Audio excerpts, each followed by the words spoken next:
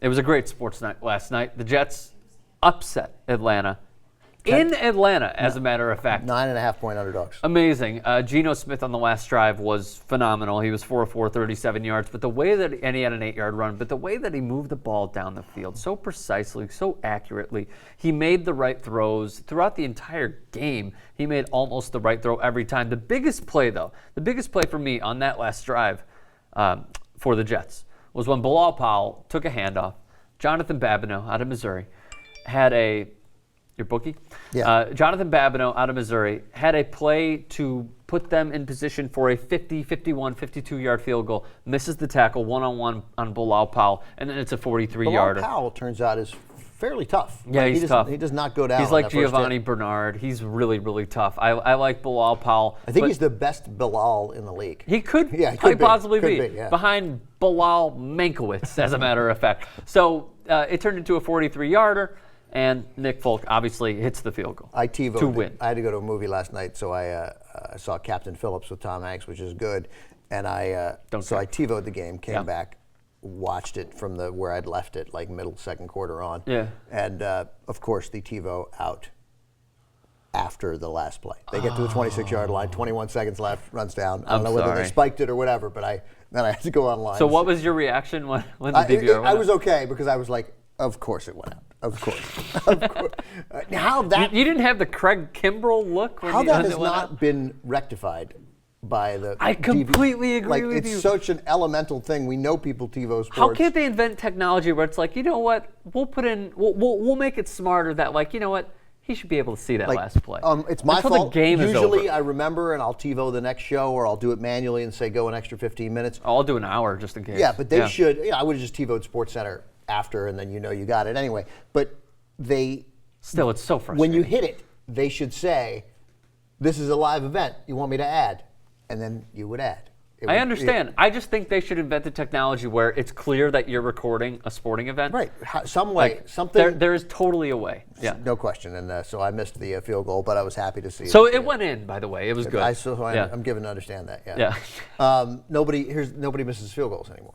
Unless it's the Mike Munchak running on for a bullshit nonsense field goal with 2 seconds left for no reason. But nobody misses field goals. Like I don't know if you were around paying attention to football when guys miss field goals all the time.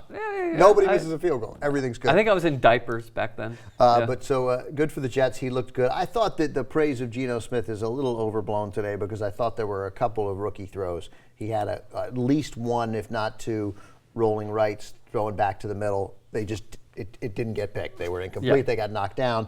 In another scenario, those could have gone incredibly poorly. They didn't. He didn't turn the ball over.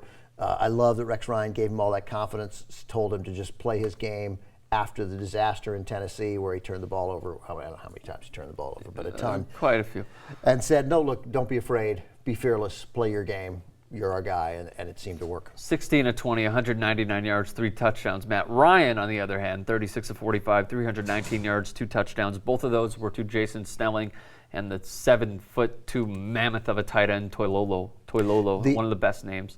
I was impressed with a lot with the Jets, but the touchdown throw to Cumberland was a great throw. Yes. Super accurate for all the scouts who said that Geno Smith won't be accurate. That was pretty accurate. He was pretty accurate. So was Curley. He looked to 16 of 20. He was accurate, and he. I liked that touchdown. I liked particularly that touchdown came after Cumberland they'd had the illegal substitution penalty on Cumberland, and Marty Morningweg was screaming at him.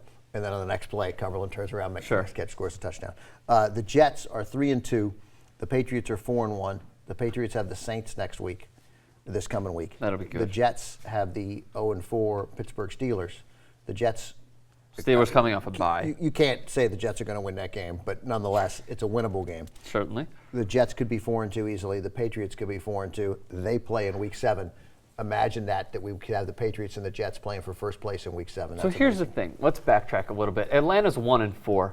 Okay, they are by far the most disappointing team as of right now in the year 2013. How good of a win is this exactly against a team that is totally They're frustrated, obviously. They should be way better, especially defensively, No, where they rank 21st. It's a great win. It's a good win against a. It's a great win to go on the road against a disappointing team. Oh yeah, a disappointing team that's been in every game. I mean, the Falcons, while 1-4, are whispers from 5-0.